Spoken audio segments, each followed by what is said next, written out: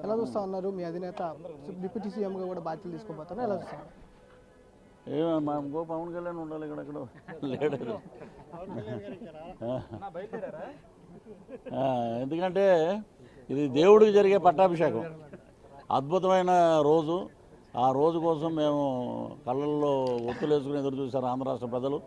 ప్రపంచంలో ఈ రోజున పిఠాపురం అంటే కాకినాడ పక్కన ఉన్న పిఠాపురం అంటే అన్నారు. అలా కాదు, ఈరోజు పవనాపురం అయిపోయింది.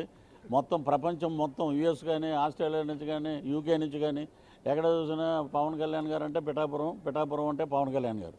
పిఠాపురం గడ్డ మీద మరి ఎన్ని మాటలు మాట్లాడాడు. ఆమెమో ఏడ్చేసి డిప్యూటీ సీఎం చేసేస్తానన్నాడు. మరి గెంది శ్రీనివాసులు ఎందుకు చేయలే, తిప్పల నాగిరెడ్డిని ఎందుకు చేయలే? ఎదవా డ్రామాలు ఆడబాకు అంటాడు రవితేజ్ అంటాడు చూడు.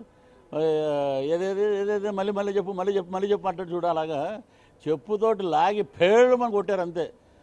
మూసుకుని కూర్చో, మా పరిపాలన చూసి గర్వపడు. ఎక్కడైనా నీకు పేదవాడి గురించి ఏదన్నా సంక్షేమం ఆగితే మాకు గుర్తు చేయి.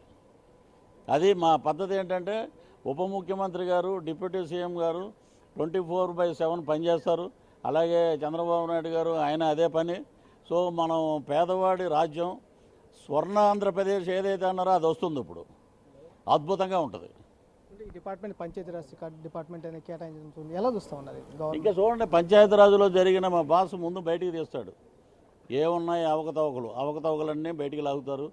సువర్ణమైన పరిపాలన క్రిస్టల్ క్లియర్గా ఉంటుంది. సో పవన్ కళ్యాణ్ గారిని ప్రజలు ఆ రకంగా కోరుకుంటున్నారు. Thank you.